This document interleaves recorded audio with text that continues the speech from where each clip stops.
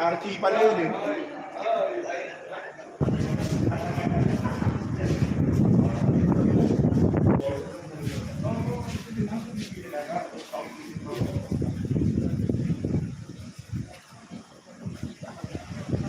Ayan, shout out.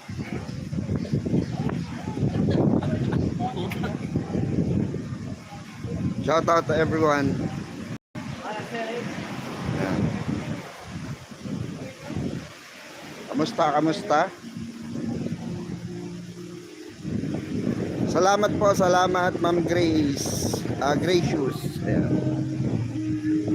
Kakain muna kami bago namin lisanin ng mapayapa at magandang Boracay.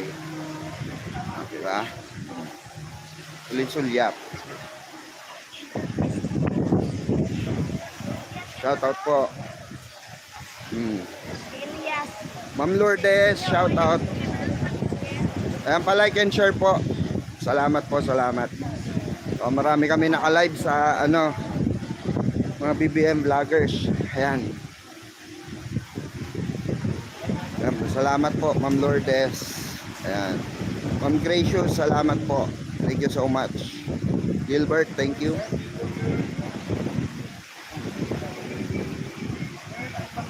Ayan. So kakain muna kami. Dahil mainit-init na balita mga kababayan. Ito ang mahirap sa mga DDS eh. Nagpapakalat sila ng fake news. Dahil dito sa issue di umano ni FL. Dinadivert nila ang usapin ng ICC warrant. Okay? Dahil nga po dito sa ICC warrant na to mga kababayan, na inaantay ng sambayan ng Pilipino, no? Nakarating na po.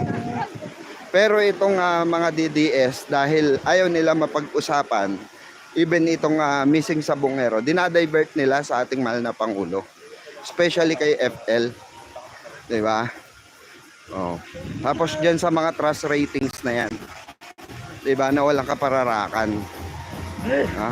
Ang mahirap kasi rito mga kababayan, yung katotohanan na harapin nila yung katotohanan na diba, na panay sila kaso. Panay sila baon na sa kahihiyan. Aminin natin yan, diba? Baon na sila sa kahihiyan mga kababayan. Tulad nito si Sara. Inano niya na magpakalat ng mga fake news itong mga DDS, no? Mga DDS vlogger na di umano naimbestigan. Nag-release na raw ng police report. Wala naman, 'di ba? So kayo na, tapos eto pa si ginagamit nila si Amy para para i-divert yung issue. Kasi alam nila magiging malakas yung impact, no? Na pag si Amy yung nagsalita dahil Marcos nga, 'di ba? Alam na alam yung strategy. 'Di ba? Alam mo pare, okay lang naman kung halimbawa talagang gamitin ni Senador Amy Marcos yung kapangyarihan niya o yung privilege niya bilang bilang senadora. Pero maganda sana diyan pag wala siya napatunayan, no? Maging accountable din siya. Pwede kaya ayun, no? Sana ganoon. Kasi para ma-question yung mga ginagawa nila. Kasi baka tayo'y natatakot na baka maging isang na naman to, Jonathan Morales. Correct, no? Kasi sayang ang pera ng taong bayan sa mga walang kakwenta-kwentang investigasyon kasi sa Senado. Yan yun yung diversion tactics nila na kunwari imbestigahan para mawala yung Huwag na lang pa imbestigahan. Magchismis na lang sila na magchismis. Yan na lang gawin nila. At least, hindi masyadong nagagamit ang pera ng taong bayan. Correct. Kasi ang nangyayari rito, pare, yung yung kaban ng bayan yung ginagastos ng ginagastos. Tulad niyan, yung ginawa nila sa diversion tactics na kesyo dapat imbestigahan yung mga kung legal ba yung pag-aresto kay Duterte, kay Digong, di ba? Oh. Oh, ano nangyari ron sa hearing na yun? Wala. Nasupal-pal lang din sila. Gumastos lang din si Aimee, di ba? Oh. Halatang halata eh.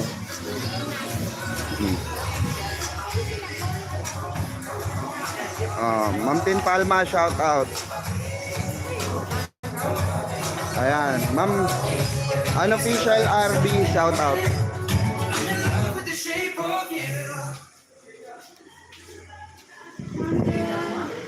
Ayan, tayo mag-ano tayo.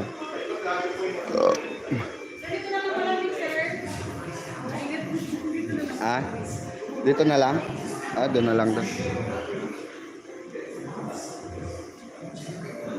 Magsangyupan tayo mga kababayan. Talay ka? Oo. Ayan, eto tanungin natin si Kaliwang Betlog.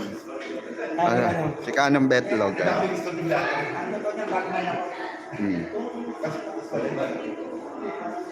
Annalyn Badong, shout out. Yung mga witness na bumaliktad dapat may parusa. Kaya nga pero hindi hindi natin maiwasan na Oo. Pwede ba dito, ma'am? Sa? Hindi dito. Live tayo eh. Oo.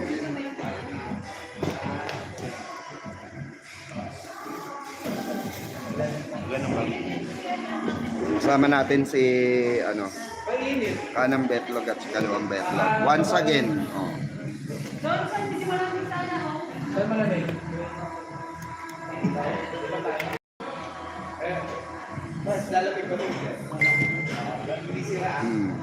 Pwede rin pala. Mamaya kasi mamaya pag bubukas to.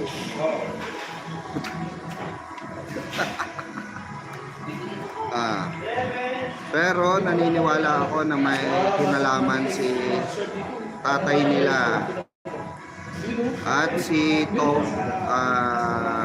Tobats sa missing sa Bungero. Bato, Ma'am Tin Palma. Alam niyo, totoo yan eh. Ako personally, malaki connection mga kababayan. Bukas pa pero wala ka. Yeah, malakas ang pakiramdam nating mga Pilipino pagdating sa mga missing sa Bungero. Bakit? Alam natin na hindi na proceed yan nung panahon ng Digong. Diba? Nung panahon ng administrasyon ni Digong. Pero ito, sinasampal sila ng katotohanan ng administrasyon ni PBBM, di ba? Marami na napakulong. At madadagdagan pa, di ba? Kanang bayag. Tama yun. Kay BBM lang po tayo nakaramdam ng tunay na hustisya. Kaya hindi po katulad.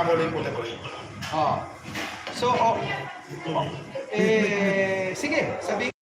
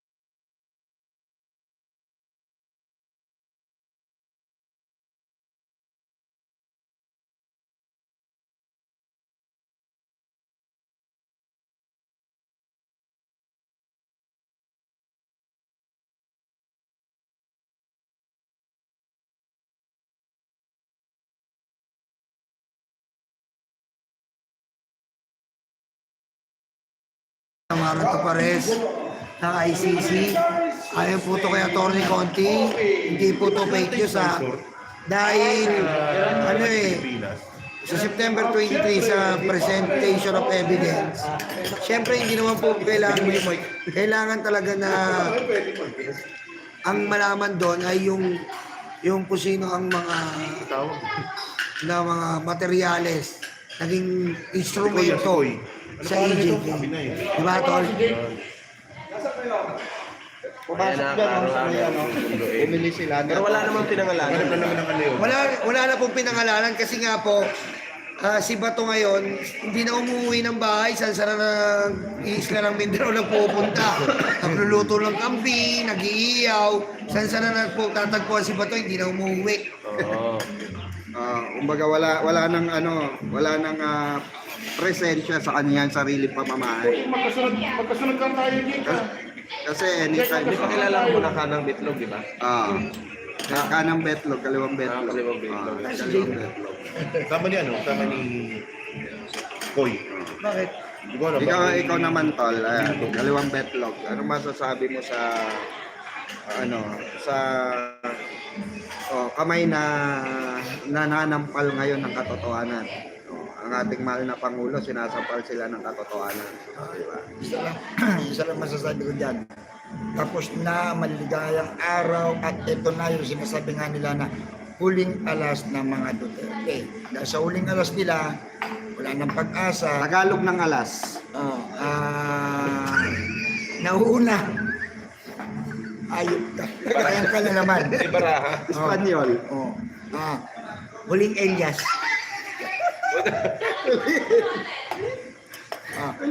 Huling alas na yan. Ang masaklap dito, yung huling alas, nanganganib na naman na talagang as in ligwak. Kaya ito lang masasabi ko. Kaya ko napapansin ninyo yung pag-iingay nila sa social media, yung kaliwat kanan ngayon mga paglalabas ng mga fake news, yung mga propaganda, pinapaigting nila, alam niyo kung bakit. Kasi, Ganda ng kuha mo dyan bro. kasi Static ah. Pero minyot ko kanina. Wala silang durba. kasi ang nangyayari ngayon, kaya ganyan na kasi as in lahat na ng tao, halos lahat na po ng tao ngayon nakatutok Tama na na po, sa issue ng impeachment at naliliwanagan na. So kaya nga para ma-divert nila sa ibang issue, pinaiingin nila yung ibang mga issue ngayon tulad ng yang kay Tantongko, di ba? Ang dami nilang inisyon katulad kay Digong, yung putot balat. Yan. Nila lahat ng mga ganyan para ma-divert nila dyan at hindi matutukan itong impeachment trial na to. Dahil sa impeachment trial na to, marami talaga malalaman ng sambayan ng Pilipinas. Sabi nga ni Trillanes, pag yan naupo ng mga senador, tapos na ang laban.